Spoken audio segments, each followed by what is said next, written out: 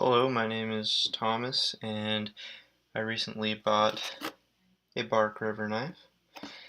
Um, I want to do a little unboxing video here. It's not a proper unboxing video, because I've already opened this up, but I did get it just the other day.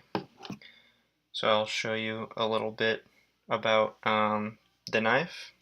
I noticed that there wasn't a lot of content out there about this particular model. This is the 1.25 LT, the Bravo 1.25 LT in CPM 3V.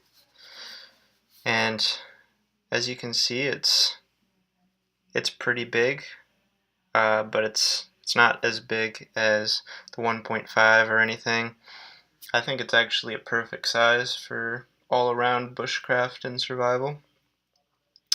I got it in burgundy burlap micarta with white liners. Looks pretty nice. It's very sharp. I haven't really done much with it yet, but you know, it passed the cutting paper test very easily. So if you're wondering about the size of this knife and what it looks like and stuff a little bit, here you go. So this is the Bravo 1.25, and it's the LT, so it's a little less thick than the standard 1.25. It's also a hair longer. And yeah, I think this could be good for, you know, everything: feather sticking, chopping if need be, you know, strong steel, it'll do it all. I got it from DLT Trading, the website, and they also shipped me this sheath that I believe is meant for the 1.25. It's got a Bark River Knives logo on it, so I assume they make these sheaths.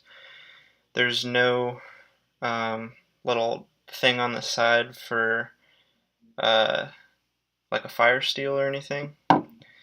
You can either get it in standard light brown leather, or you can have what they call the EEP treatment, which is waterproofing the leather, and that makes it darker, like how it is here. A common problem people have with this sheath is that right out of the box, it's like impossible to close this strap around the knife when it's in there. All you gotta do is give it some time to stretch out. So for me it was extra tough because these metal pieces were still oily and slippery. In fact, they still kind of are now from the oils used for the waterproofing treatment.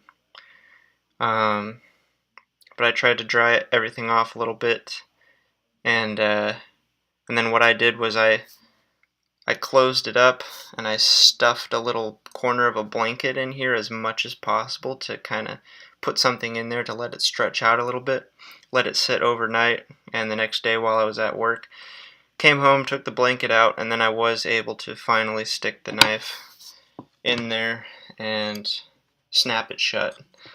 And then I left it like that again while I went to work and overnight and stuff. And it's still pretty difficult, as you can see, but my hands are a little slippery. Jeez. There we go.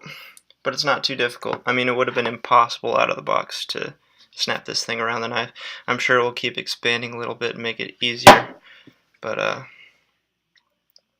yeah. So in case you're curious and you want to make a big investment into a kind of a perfect sized, super high quality knife for bushcrafting and survival, just an everything knife, you know, it's a big investment, $300 or whatever, so I noticed there wasn't a lot of content, but here you go, here's a little extra content to help you decide what you want to do. So Alright, that's it.